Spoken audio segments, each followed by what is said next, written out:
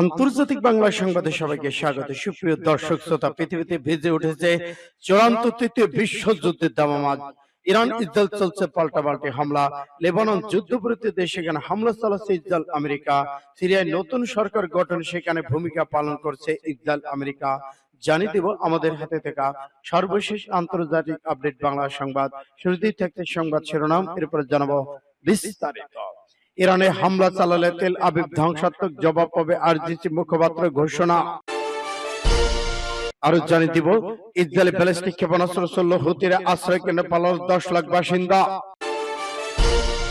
বিশ্বজুড়ে আকাশ যুদ্ধের হিসাব নিকাশ চুকে দিবে চীনের ভয়ঙ্কর অস্ত্র।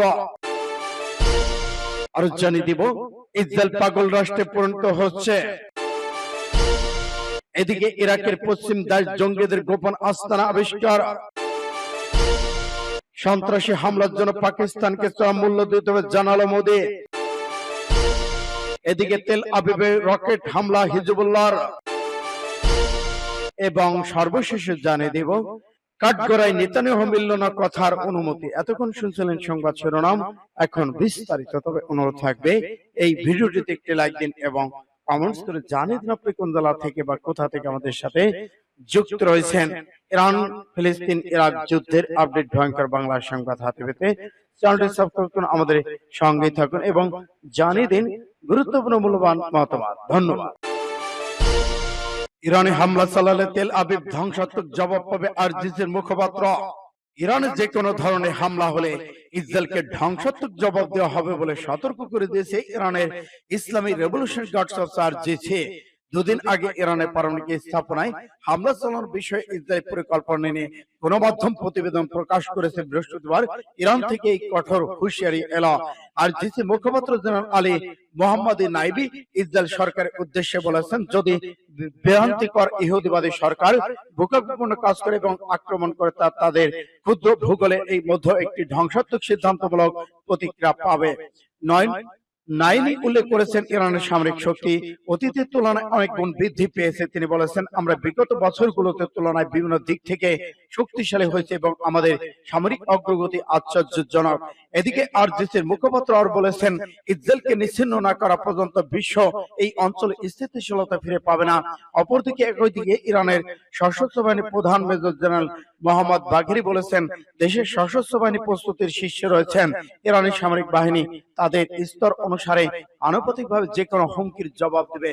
সূত্র ইত্তেফাক এসকে। ইসরায়েলের ব্যালিস্টিক ক্ষেপণাস্ত্র ছড়ল হুতিরা আশ্রয় কেন্দ্রে পালালো 10 লাখ বাসিন্দা। ফিলিস্তিনে গাজা উপত্যকায় ইসরায়েলের তাণ্ডবের প্রতিবাদে তেল আবিবে 2টি ব্যালিস্টিক ক্ষেপণাস্ত্র ছুড়েছে ইয়েমেন হুতিরা। গতকাল এক প্রতিবেদনের টাইমস অফ ইসরায়েল এই খবর জানিয়েছে। প্রতিবেদন অনুসারে প্রথম ক্ষেপণাস্ত্রটির ফলে ভোর 3টার দিকে তেল আবিব সহ মধ্য ইসরায়েলের সাইরেন বেজে ওঠে। এর ফলে প্রায় 10 লাখ বাসিন্দা বোমা হামলার আশ্রয়স্থলে ছুটে যায়।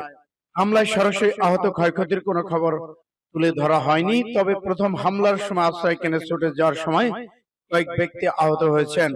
ইসরায়েলের প্রতিরক্ষা বাহিনী দাবি করেছে তাদের বিমান প্রতিরক্ষা ব্যবস্থা সফলভাবে ক্ষেপণাস্ত্রটি প্রতিহত করেছে। এরপর আজ দুপুরে কিছুক্ষণ আগে হুতিরা ইসরায়েলের দ্বিতীয় ক্ষেপণাস্ত্রটি ছড়ে এটি ইসরায়েল বাহিনী প্রতিহত করেছে বলে দাবি করেছে। দ্বিতীয় ক্ষেপণাস্ত্রটির ফলে জেরুজালেম এলাকার দক্ষিণ পশ্চিম তীরের জনবসতি মৃত সাগরের কাছাকাছি অঞ্চলগুলোতে সাইরেন বেজে ওঠে। প্রথম হামলার বিষয়ে হুতিরা বলেছে তাদের বাহিনী যেন বেন গুরিয়ন বিমানবন্দরকে লক্ষ্য করে হামলা চালিয়েছে।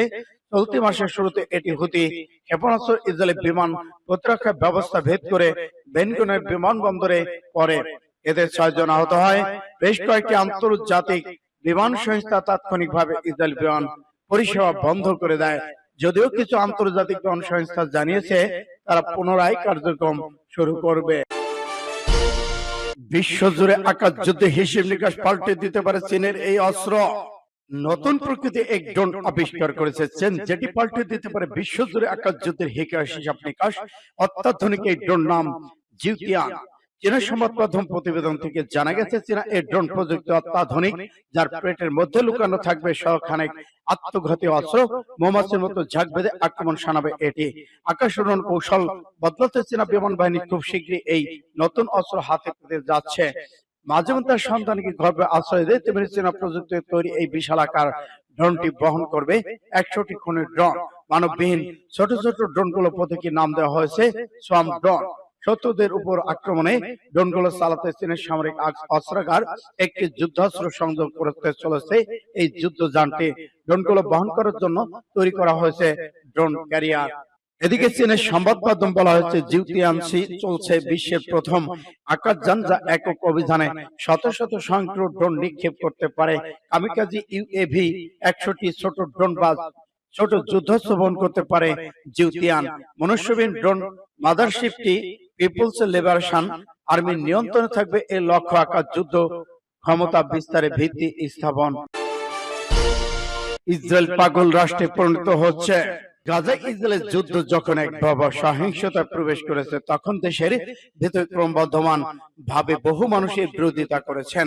বিশেষ করে ইসরায়েলের এই যুদ্ধের ধরন উদ্দেশ্য নিয়ে এই খবর নিয়ে অনলাইন বিবিসি বলেছে ইসরায়েল ডিফেন্স ফোর্সেস আইডিএফ এর সাবেক উপপ্রধান বামপন্থী রাজনীতিবিদ ইয়াবর গোলান সোমবার এক মন্তব্য করে খবরের জন্ম দিয়েছে।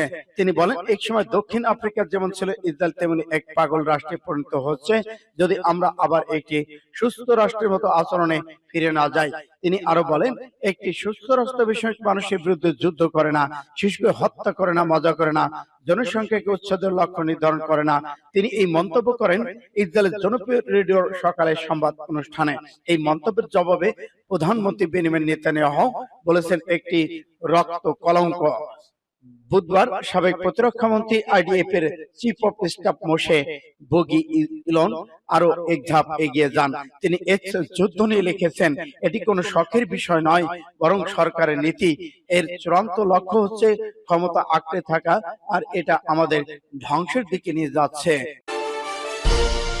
ইরাকের পশ্চিম দাইশ জঙ্গিদের গোপন আস্তানা আবিষ্কার।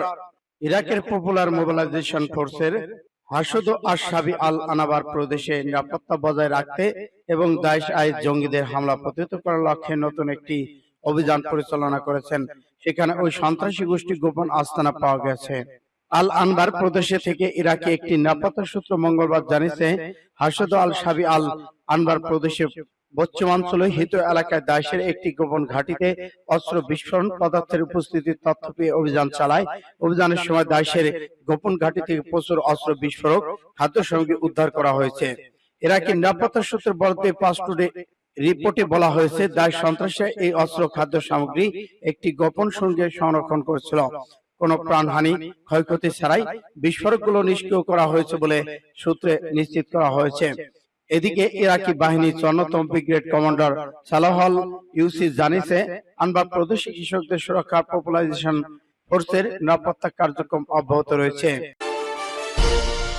সন্ত্রাসী হামলার জন্য পাকিস্তানকে চরম মূল্য দিতে হবে জানালো মোদী। পাকিস্তানকে হুঁশিয়ারি দিয়ে ভারতের প্রধানমন্ত্রী নরেন্দ্র মোদী বলেছেন পাকিস্তান ভারতের এক ফোঁটা পানি পাবে না। সন্ত্রাসী হামলার জন্য পাকিস্তানের সেনাবাহিনীর পাশাপাশি দেশটির অর্থনীতিকে চরম মূল্য দিতে হবে। খবর হিন্দুস্তান টাইমসের। বৃহস্পতিবার রাজস্থানে বিকাশে এক জনসভায় তিনি একথা বলেছেন। নরেন্দ্র মোদী বলেন পেহেলগাম সন্ত্রাসী হামলায় 140 কোটি ভারতবাসীর আহত হয়েছিল, কিন্তু সিঁদুর যখন বারুদে পরিণত হয় তার অবস্থা কি হয় তা গোটা বিশ্ব দেখেছে। তিনি বলেন গোটা বিশ্ব এখন দেখেছে ভারত কিভাবে 22 মিনিটের জবাব দিতে পারে। 9টি জঙ্গি ঘাঁটি গুড়িয়ে দেওয়া হয়েছে। এ সময় মোদী দাবি করেন পাকিস্তানের রহিম ইয়ার খান বায়ুসেনা ঘাঁটি এখন আইসিসিতে পরিণত হয়েছে। সূত্র HMR। তেল আবিবে হিজবুল্লাহ রকেট হামলা, ইসরায়েলের আতঙ্ক। লেবাননের সশস্ত্র গোষ্ঠী হিজবুল্লাহ ইসরায়েলের সামরিক অবস্থানে একাধিক হামলা চালিয়েছে। হিজবুল্লাহ একটি সংক্ষিপ্ত বিবৃতিতে জানিয়েছে তাদের যোদ্ধারা মঙ্গলবার সকালে নির্দেশিত ক্ষেপণাস্ত্র ঝাঁক দিয়ে তেল আবিবে শহরতলিতে আক্রমণ চালিয়েছে। কিছুক্ষণ পরে হিজবুল্লাহ বলেছে ক্ষেপণাস্ত্রটি একটি বেরসাইপার উত্তর পশ্চিমে ইস্টালা মারিন নৌ ঘাঁটি আঘাত করেছে। প্রজেক্টাইল স্টাইলগুলি নির্দিষ্ট স্থান ঠিকমতো আঘাত হানতে সক্ষম হয়েছে। হিজবুল্লাহ বলেছে এই অভিযানটি গাজায় ফিলিস্তিনদের সমর্থন, সেই সাথে সেখানে সাহসী সম্মানজনক প্রতিরোধ গোষ্ঠীর সমর্থনে লেবানন তার জাতির প্রতীক এবং ইসরায়েলি আগ্রাসন গণহত্যার প্রতিশোধ হিসেবে এই হামলা চালানো হয়েছে। কাঠগড়ায় নেতানিয়াহু মিলল না কোনো কথার অনুমতি। দুর্নীতি মামলা আদালতে হাজির হয়েছেন ইসরায়েলের প্রধানমন্ত্রী বেনিয়ামিন নেতানিয়াহু। 10 বারের মতো আদালতে হাজির হয়েছিলেন তিনি, তবে কথার কোনো অনুমতি চাইলে তা মঞ্জুর করেনি আদালত। সোমবার আলোতুলো এজেন্সির এক প্রতিবেদনের তথ্য জানানো হয়েছে। প্রতিবেদনে বলা হয়েছে, ইসরায়েলের প্রধানমন্ত্রী বেনিয়ামিন নেতানিয়াহু সোমবার দুর্নীতির মামলায় নিজেকে নির্দোষ প্রমাণ করতে 10 বারের মতো আদালতে হাজির হন। তেল আবিব জেলা আদালতে সরাসরি কথা বলার অনুমতি চাইলে বিচারক তার আবেদন প্রত্যাখ্যান করেছেন। এই সময় নেতানিয়াহু বলেন, আমি হতবাক। নেতানিয়াহুর বিরুদ্ধে 2019 সালে 3টি দুর্নীতির মামলা দায়ের করা হয়েছে।